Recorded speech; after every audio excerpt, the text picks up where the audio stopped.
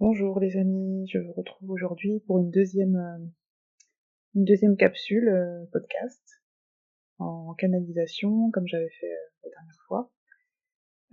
Avant de commencer, j'en profite pour vous dire que j'ai installé la newsletter sur mon site.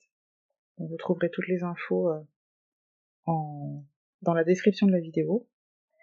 Donc désormais, on peut rejoindre la liste d'abonnements, la liste des abonnés, je veux dire.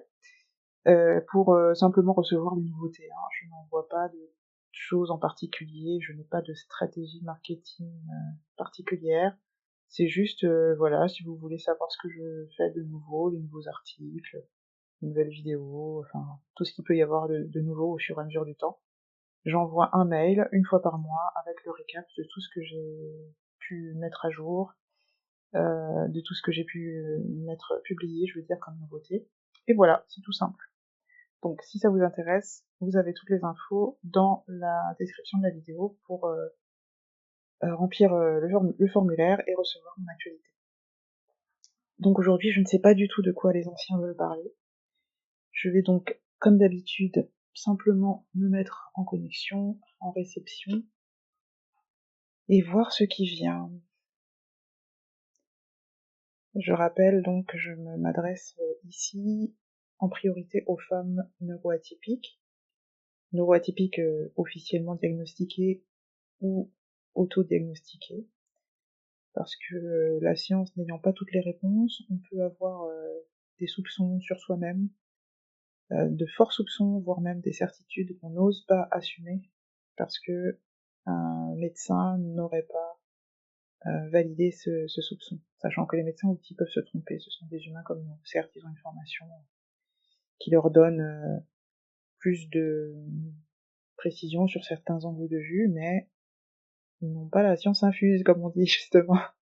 Donc nous pouvons nous aussi avoir des connaissances que les médecins n'ont pas, à cause justement de leur angle de vue qui est bien précis, bien délimité par leurs études, par ce que la science admet comme juste et comme possible. Nous, en tant que personnes neuroatypiques et spirituelles, nous touchons à l'impossible en permanence. Nous vivons comme ça en bordure du monde, en bordure de l'impossible. Je crois que je suis déjà en canalisation et je m'en suis même pas rendu compte en fait. Ce que je suis en train de transmettre là, c'est pas des choses que je réfléchis, ça vient tout seul. Donc je pense que je suis déjà en canalisation. Je continue. Nous vivons donc en bordure de l'impossible, et donc nous pouvons percevoir des choses sans forcément réussir à les expliquer d'une manière qui serait acceptable pour le reste du monde. Mais nous pouvons percevoir des choses, y compris sur nous-mêmes, notre propre fonctionnement, notre propre différence, qui fait que on peut se définir neuroatypique sans forcément passer par un diagnostic officiel. Sachant aussi que la science évolue et que ce qu'elle est capable de percevoir, d'observer et de déduire évolue aussi. On n'en est pas à une étape où on sait tout sur le cerveau, on sait tout sur les variations possibles dans son fonctionnement, on sait tout sur la conscience humaine, on sait tout sur son fonctionnement, non, on n'en est pas là. Donc une certaine humilité du scientifique est nécessaire, de même qu'une certaine humilité de l'intuitif est nécessaire. L'humilité est nécessaire pour tous, en fait. Mais pour autant, il ne s'agit pas de s'asseoir sur ses propres connaissances sous prétexte que une tierce personne censément plus savante devrait la valider pour qu'elle soit juste. La justesse ne se ressent pas au nombre de diplômes, elle se ressent dans le cœur. Elle se ressent dans l'émanation de paix qu'on ressent. L'émanation, c'est pas l'émanation. Elle se ressent sur la sensation, voilà, de paix qu'on ressent face à l'information. Quand tout est évident, tout est fluide, tout est calme. Et là, j'ai vraiment une image d'une surface d'eau qui est complètement lisse. Quand on ressent ça à l'intérieur de soi face à une information, il y a de très fortes chances qu'elle soit juste. quelle que soit son origine et quelle que soit la thématique abordée. Donc ok, c'était déjà lancé sans que j'ai été prévenue. C'est peut-être mieux ainsi parce qu'en ce moment j'ai énormément de doutes sur mes capacités. Donc ils savent aussi contourner nos limitations pour nous permettre d'exercer et de faire ce qui est bon pour notre âme sans qu'on soit bloqué par nos freins intérieurs, nos conditionnements, etc. Alors, donc ça c'était un premier message. Est-ce qu'il y a d'autres choses qui veulent venir? Donc ils veulent revenir sur cette notion de vérité. Ok. Notamment de vérité spirituelle. Alors là c'est moi qui parle, et il n'y a pas longtemps sur mon site j'ai modifié quelques textes pour exprimer clairement une partie de ma mission de vie, dont j'ai pris conscience pleinement dernièrement. Alors ça s'est fait en plusieurs étapes, hein, mais disons que la certitude, la conviction plutôt, pas la certitude, la conviction, je l'ai trouvée là dernièrement, il y a quelques jours. Ça fait longtemps que les anciens me parlent de ma mission de vie et me disent que je suis là pour aider à clarifier, repréciser certains concepts spirituels et initier, en tout cas participer à initier à un mouvement de spiritualité moderne qui soit plus ancré dans la réalité et plus, comment dire, moins folklorique. On va dire ça comme ça. C'est comme ça que ça me vient en tout cas. C'est pas leur mot, c'est le mien. Donc ça fait un moment qu'ils me parlent de ça, et moi je me suis dit ça y est, j'ai le syndrome du prophète, je suis une imposture, qu'est-ce que c'est que cette histoire? Moi, révolutionner la spiritualité, certainement pas. Bref, j'étais en rejet total de cette idée. Et puis progressivement, bah voilà, mes expériences de vie ont fait que, oui, j'ai mis en doute certaines choses qui sont largement admises comme vraies dans le milieu spirituel, de plus en plus, de plus en plus, de plus en plus, avec de plus en plus de détails, de profondeur, voilà, et des discussions avec les anciens de plus en plus philosophiques, théologiques, enfin tout ce qu'on veut. Et puis oui, dernièrement, j'ai pris conscience que bah oui, c'est mon destin, enfin, c'est ce que j'ai choisi de faire sur cette terre, ce que mon âme a choisi de faire sur cette terre. C'est difficile pour mon moi humain terrestre d'accepter cette idée. Je m'y fais progressivement, et donc voilà. Je sais pas pourquoi j'ai eu besoin de vous raconter ça, mais c'est fait, et donc les anciens voulaient parler de vérité spirituelle. Donc je me remets en réceptivité pour voir ce qu'ils ont à dire à ce sujet. Lorsque vous dites que la vérité est subjective, en disant cette phrase « chacun a sa vérité », vous avez raison. À un certain niveau, c'est vrai, chacun a sa vérité. Chacun a sa vérité, ça veut dire que chacun a son interprétation des faits, et que cette interprétation est légitime.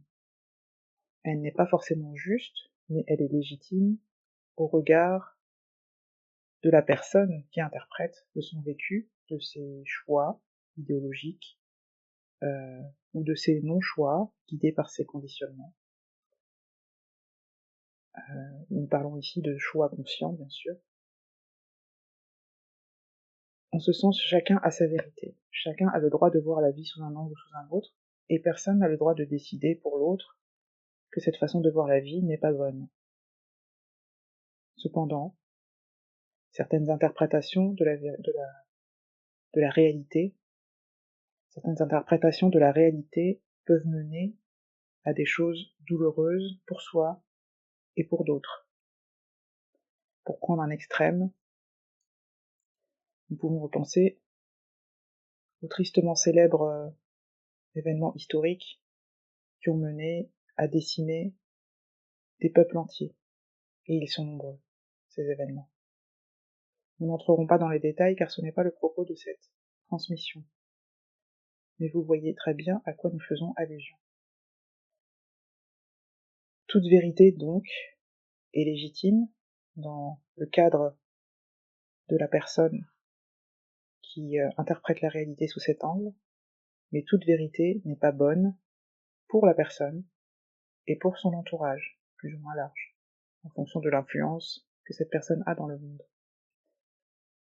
Il est donc important de venir apporter la vérité qui sous-tend les faits qui seront eux ensuite interprétés par d'autres, selon leur filtre, de manière à ce que ceux qui cherchent qu'y a-t-il derrière le filtre puissent trouver cette vérité de base, la seule vérité existante,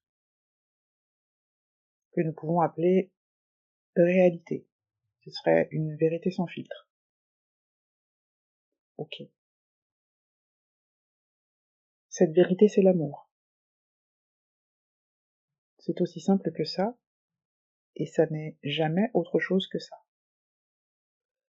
Ce qui fait qu'on a du mal à savoir ce que ça veut dire, ce sont justement toutes ces interprétations que chacun fait de ce qu'est l'amour. Il faudrait beaucoup de transmissions de ce genre pour pouvoir définir de manière suffisamment précise ce qu'est l'amour au niveau... Je ressens la vibration, mais je n'arrive pas à trouver le mot qui convient. Attendez, laissez-moi quelques secondes.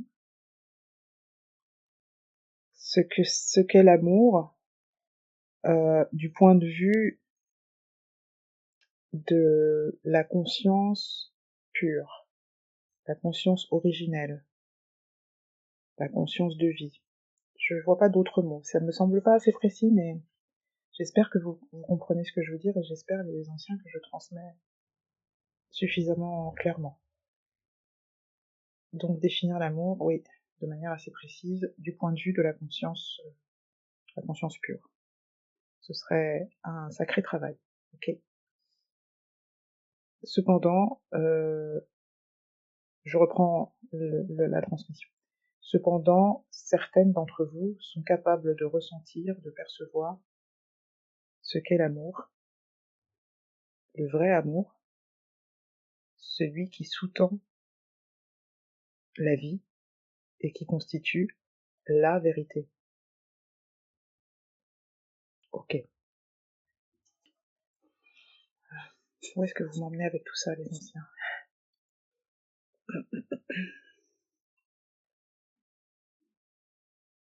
Il est important donc de définir cette vérité de l'amour afin que ceux qui cherchent la vérité puissent la trouver et sortir des cycles de souffrance à répétition que provoquent certaines interprétations spirituelles.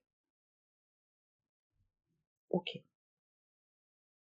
Au fil des générations et des courants de pensée, nous avons accumulé des idées que nous ne remettons pas forcément en question et qui portent la vibration de la culpabilité, la culpabilisation. Une idée que l'homme serait imparfait, impur. Quand je dis l'homme, alors c'est marrant parce que j'ai dit je, alors que qui parle en fait là? Alors attendez, laissez-moi 2 secondes que j'essaie de capter qui s'exprime. C'est une voix, enfin c'est une voix masculine, oui c'est sûr. Ah c'est mon grand-père. Bon, c'est mon grand-père. Lequel du coup? Mon grand-père maternel. C'est mon guide principal, mon grand-père maternel. C'est lui qui est le plus souvent, qui se manifeste le plus souvent au devant de la scène, mais c'est jamais lui tout seul qui parle. C'est un porte-parole voilà, de la conscience universelle, on va dire, de mes ancêtres. Et c'est lui qui est le porte-parole et qui me transmet les messages. Donc, le jeu, c'était pas moi, Marie, c'était lui. Hein. Du coup, j'ai un peu perdu le fil. Bon. Oh là là là là. Aujourd'hui, c'est un peu chaotique, hein, vous m'en excuserez. Je sais même pas quelle phrase j'étais en train de dire. Bon, j'essaie de me reconnecter. Peut-être que je devrais réécouter. Non, je laisse couler. Donc je disais redéfinir l'amour pour les personnes qui cherchent à ressortir, oui, de ces idées de culpabilisation que nous avons accumulées et qui font que on pense que l'humain est impur, qu'il doit, euh, comment dire, qu'il doit se parfaire pour atteindre un niveau plus proche du divin. Il n'y a pas réellement de divin. Il y a l'homme incarné et l'homme désincarné. La différence entre les deux, c'est que, alors, une fois de plus, il revient pour me dire que quand il dit l'homme, c'est l'homme en tant qu'espèce, ce n'est pas l'homme genré. Je vais essayer de le traduire avec le mot humain, plutôt, mais ça vient comme ça, donc je le dis comme ça. C'est juste une précision. Donc, la conscience incarnée est à la fois limitée et illimitée. Lorsque nous nous incarnons, une part de la conscience reste dans l'infini, dans l'univers, et une part est enfermée, entre guillemets, dans un corps. Ce n'est pas réellement un enfermement, puisque ce lien avec le grand tout continue d'exister, et il est vraiment, j'allais dire, matériel, dans le sens où c'est comme si on avait enfilé un gant sur une main, mais que tout le reste du corps n'est pas recouvert par le gant.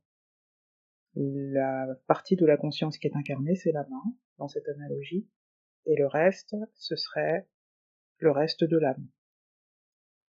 Donc ce n'est pas vraiment un enfermement, mais ça crée quand même, pardon, ça crée quand même une limite. Et cette limite, elle s'épaissit, comme si le gant s'épaississait au fur et à mesure des expériences de vie traumatiques, des principes éducatifs limitants et de tous les conditionnements qu'on connaît, sociétaux, etc. C'est comme si ça faisait épaissir ce gant. Et il devient de plus en plus épais, il devient de plus en plus serré, à tel point qu'on a l'impression que la main est coupée du reste du corps, alors qu'il n'en est rien. Donc, le travail pour retrouver la vérité, c'est de détricoter ce gant pour qu'il devienne tout fin, tout fin, tout fin, tout fin, et qu'il n'y ait plus de différence entre, on ne sente plus la séparation, voilà, entre la partie qui est dans le gant et le reste du corps. Encore une fois, c'est une analogie. C'est pour que vous puissiez comprendre comment s'incarne la conscience. Donc une partie de cette conscience reste très connectée à cette vérité de l'amour. Et une autre partie reste très connectée à ce monde, aussi dur soit-il. C'est difficile de ressentir les deux en même temps. Et c'est la différence entre vous et nous. Nous, les anciens, nous sommes complètement libérés de ce gant, quelle qu'ait pu être son épaisseur lorsque nous étions incarnés, et vous, vous êtes en partie influencé par ce gant, de manière plus ou moins positive en fonction de son épaisseur, de la matière, est-ce qu'il est doux, est-ce qu'il est pas doux, etc. Ok.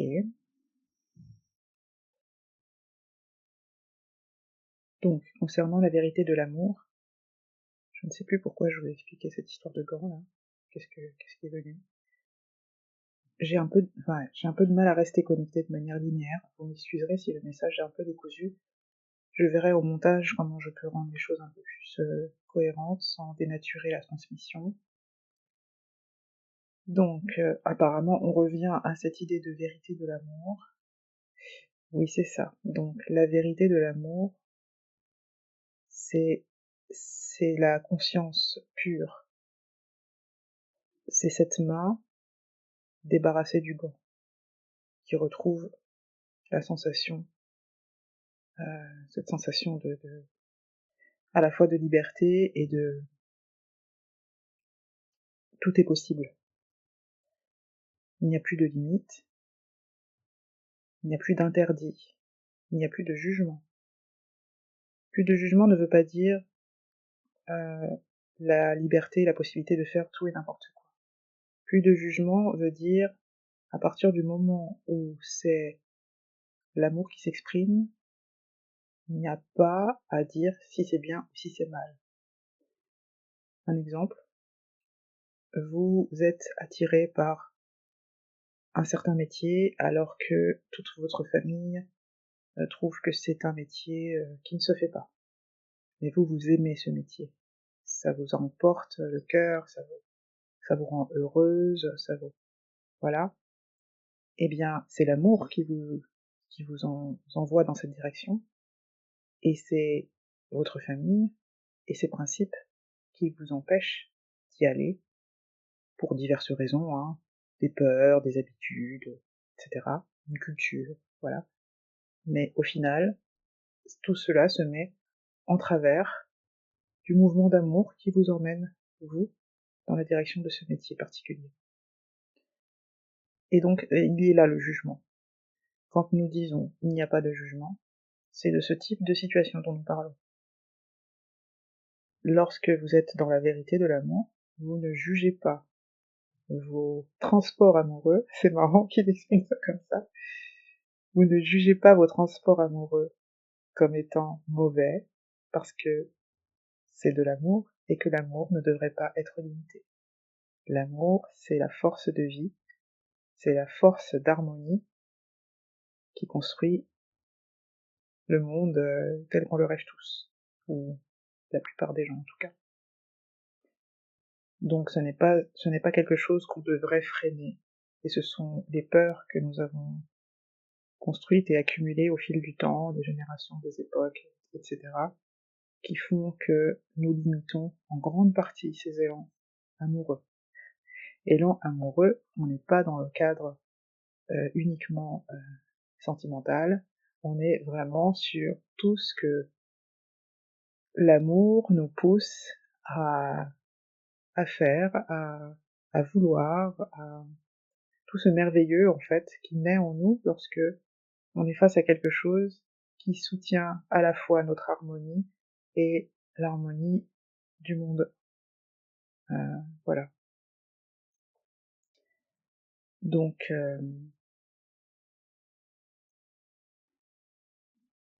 c'est ça la vérité de l'amour que nous sommes invités à cultiver.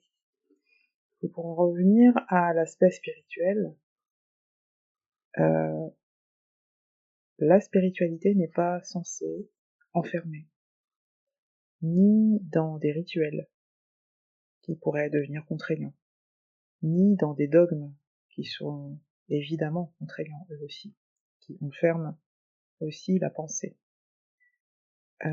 ni dans dans des interdits du genre une personne spirituelle ne devrait pas faire ci, ne devrait pas faire ça, etc.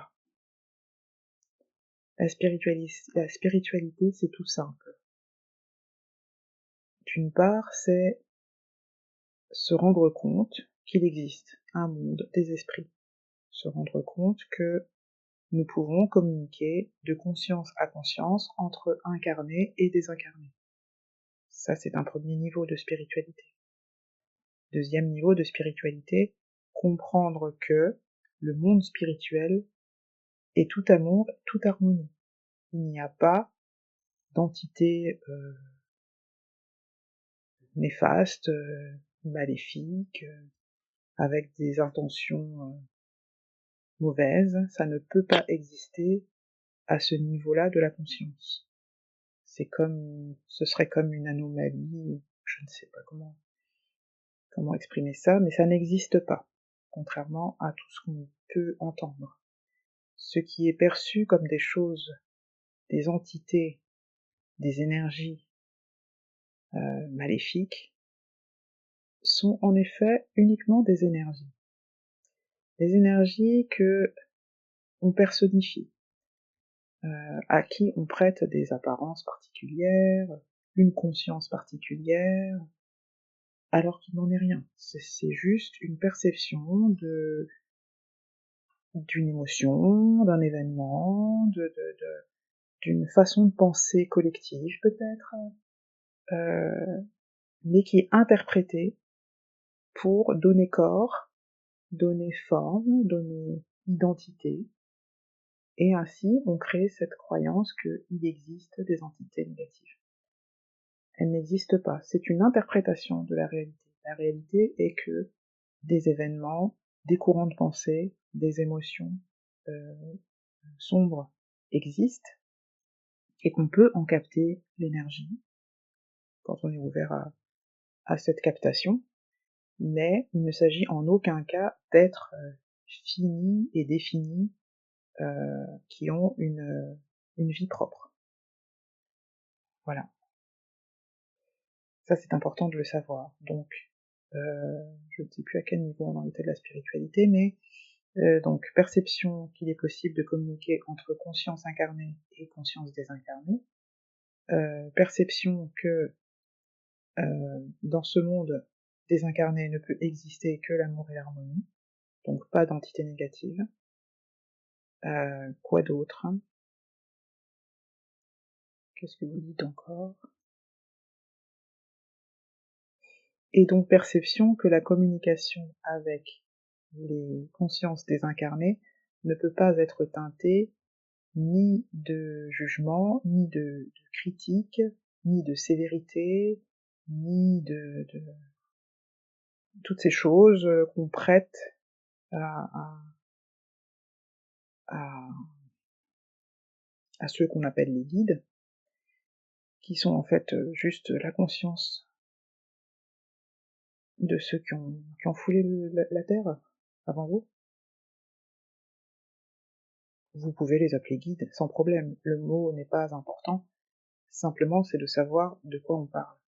C'est ça qui est important. On ne peut pas nous prêter une hiérarchie comme il est souvent fait avec les anges qui seraient en dessous des archanges, ou les maîtres ascensionnés qui seraient au-dessus de je ne sais quelle autre conscience humaine. Il n'y a pas de hiérarchie. Nous sommes tous égaux, nous sommes tous issus de la même conscience. Et ce qui vous donne l'impression que nous sommes supérieurs, s'il faut parler ainsi, c'est justement cette capacité, ce n'est même pas une capacité, c'est une nature, cette nature d'amour pur et véritable que vous ressentez. Ça semble vous dépasser alors que vous êtes fait de la même chose. C'est toujours cette histoire de gant qui est tellement épais que vous oubliez que vous êtes comme nous, que nous sommes comme vous, que vous avez vous aussi accès à cet amour pur qui sous-tend la vie, que nous ne vous sommes pas supérieurs, nous sommes juste plus libres que vous.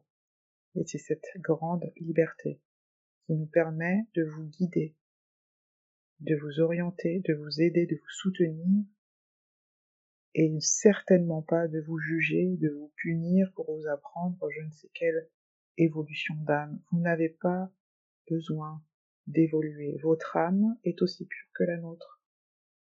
Vous confondez votre âme et votre conscience terrestre.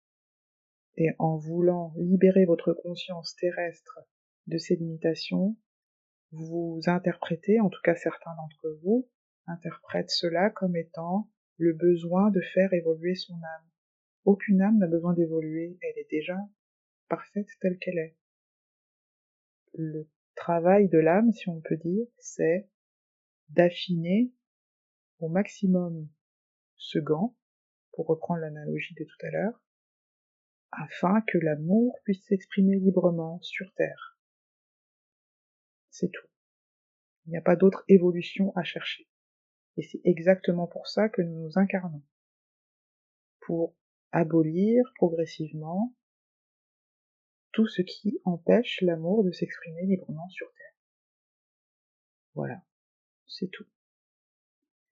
Nous nous arrêterons là pour aujourd'hui, mais il y aurait tant à dire autour de ce thème de la spiritualité, de l'objectif de l'incarnation, de ce qu'est vraiment le monde spirituel.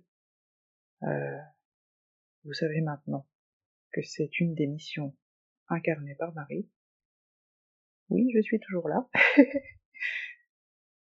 Et donc, nous continuerons à lui transmettre les messages, à diffuser le plus largement possible à ceux et celles qui veulent bien l'entendre. Ok, bon, il semble que c'est terminé. Je reprends la main, je Marie. C'est pas toujours facile de passer du jeu des anciens au jeu de moi-même. Aujourd'hui, c'était vraiment chaotique, hein. Je sais pas trop comment je vais faire, je vais peut-être découper cet audio en plusieurs parties. Parce que là, j'ai déjà 30 minutes d'enregistrement, plus de 30 minutes d'enregistrement. Donc, on va voir ce que ça donne. Merci en tout cas pour votre écoute, merci pour votre confiance, et puis à bientôt pour une autre transmission.